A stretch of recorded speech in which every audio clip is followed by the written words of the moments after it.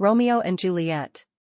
By William Shakespeare. In the bustling city of Verona, two noble families, the Capulets and the Montagues, were embroiled in a bitter feud that had lasted for years. Their hatred for one another was so intense that any encounter between their servants or family members often erupted into violence. Amid this hostility, a young man named Romeo Montague was restless and melancholic. He wandered the streets, consumed by his unrequited love for a woman named Rosaline, who had taken a vow of chastity. His friends, Benvolio and Mercutio, tried to cheer him up and persuade him to forget Rosaline, but Romeo was deep in despair. Meanwhile, the Capulets were preparing for a grand ball, where many noble guests would be in attendance.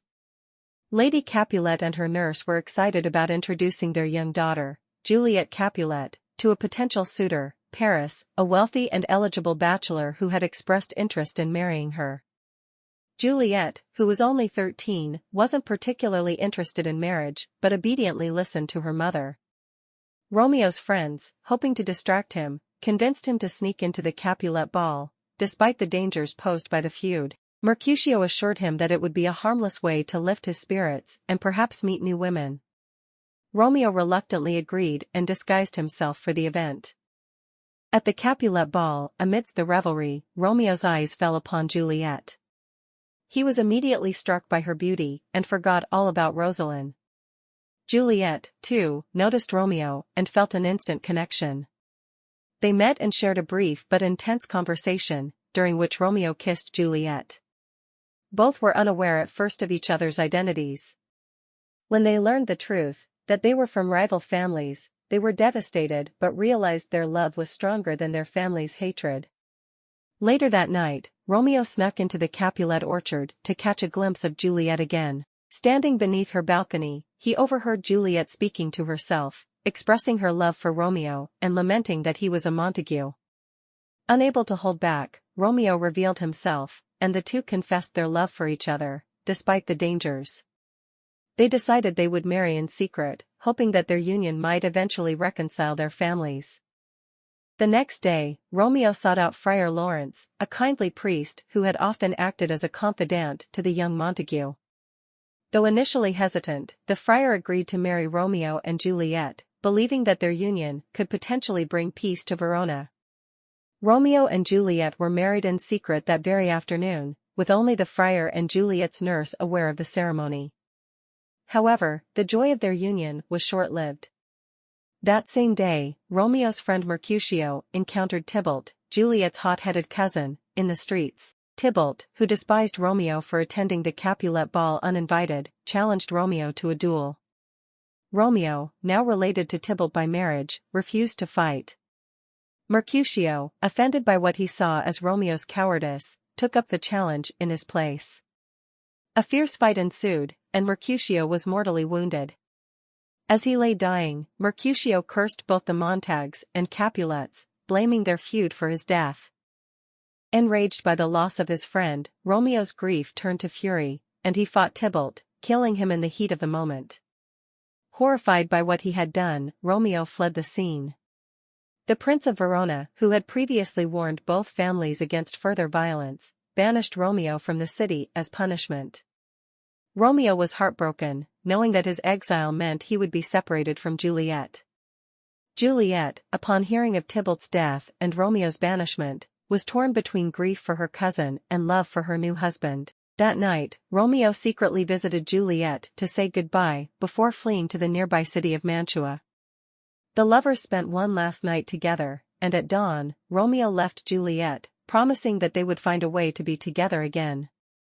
Unaware of Juliet's secret marriage, her father, Lord Capulet, arranged for her to marry Paris within a few days.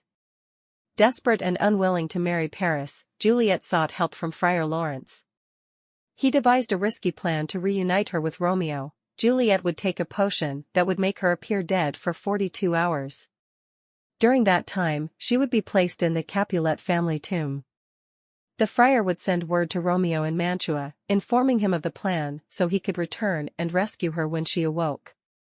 Juliet agreed to the plan, and that night, she drank the potion. The next morning, her family discovered her lifeless body and, stricken with grief, laid her in the family tomb. The wedding plans were turned into a funeral, and Verona mourned the loss of the young Capulet. However, the message explaining the plan never reached Romeo. Instead, he received news of Juliet's death from his servant, Balthasar.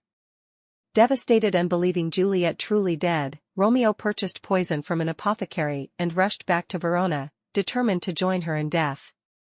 Romeo arrived at the Capulet tomb that night.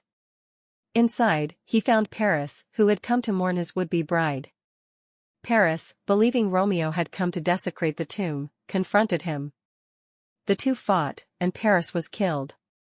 Romeo, overcome with sorrow, entered the tomb, gazing upon Juliet's seemingly lifeless body. After professing his love one final time, he drank the poison and died beside her. Moments later, Juliet awoke from her deep sleep and found Romeo dead at her side. In her anguish, she kissed his lips in hopes that some poison might remain to kill her as well, but it was not enough. Desperate to join him, she took Romeo's dagger and plunged it into her heart, dying next to her beloved. Soon after, the friar arrived at the tomb, only to discover the tragic scene. The prince, along with the Montagues and Capulets, arrived shortly after to investigate the deaths. Seeing their children dead, the two families were overcome with grief and guilt. The feud that had claimed so many lives finally ended as the Montagues and Capulets reconciled, vowing to live in peace in memory of Romeo and Juliet.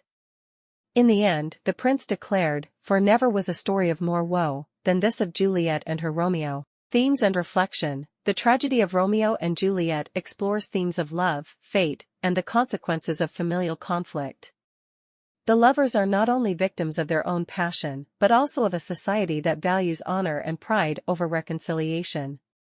Their deaths serve as a powerful reminder of the futility of hatred and the destructive force of blind enmity.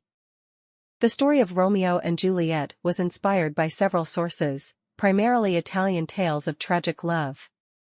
The most direct influence was likely the tragical history of Romeo and Juliet, a long narrative poem written in 1562 by Arthur Brooke.